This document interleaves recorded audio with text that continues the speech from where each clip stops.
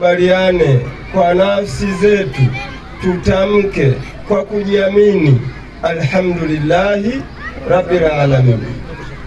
Ndugu zangu watukufu wa Islamu, wazazi wenzangu, wallahi ufundi wangu wote umekwisha.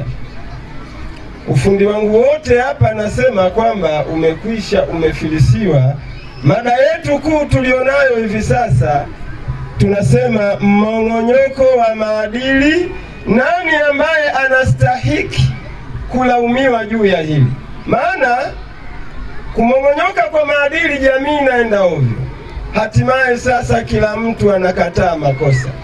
Ndugu zangu, mimi si fundi wa kuyaona majambo, lakini nimefilisiwa vitu vyote na hawa waliopita. Ila tu niende moja kwa moja kwenye Qur'ani sura ya 77 baada ya Bismillahirrahmanirrahim.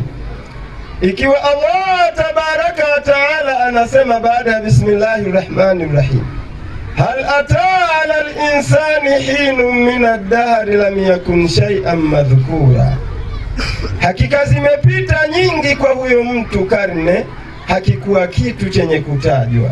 Huu ni chanzo cha mwanadamu namna ya kuumbwa. Zimepita nyingi karne, lakini hakuwa kitu chenye kutajwa mpaka anakuja kuumbwa kiumbe binadamu.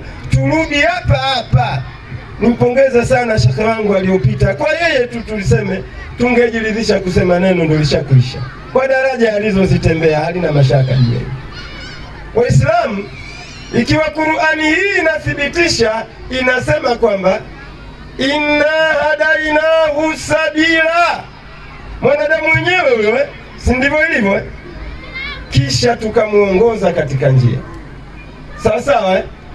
Hal ataa ala al-insani hinun min ad-dahr lam yakun shay'an madhkura, zimepita nyingi karne, hakuwa kitu chenye kutajwa. Inna khalaqna al-insana, tumemuumba kiumbe mwanadamu, min nutfatin, kutokana na tono la maji, amshajin, nabtalihi, liliyokuwa mbegu ya dume na jike, fajaalnahu samian basira, kisha tukamfanya mwenye kusikia na mwenye kuona. Inna hadainahu sabila, ndipo ninapotaka kusimamia mahala hapa. Ikiwa inna hadainahu sabila, kisha tukamuongoza katika njia, Allah tabaraka wa taala anataka, ni amri ameitoa katika Qur'ani, kila mtu amuongoze mtoto wake, amuongoze katika njia hii tokea mwanzo wake. Nadhani ndio hivyo.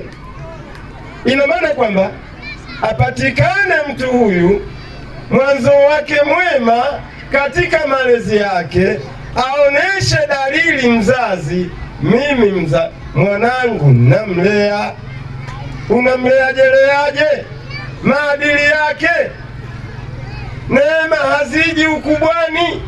Tokea washirikiane wazazi wawili, lakini mwanaume, zingatia majukumu yako aliyokuambia Allah tabaraka wa taala. Mwanamume tunatizamwa sana, pamoja na mimi ninayesema hapa mwanamume. Mambo yote, mtoto anayezaliwa yoyote, kwanza akapatikana mwanamume. Kwa hiyo mwanamume una lawama mzito, unatakiwa utazamwe. Umetoa muongozo kwa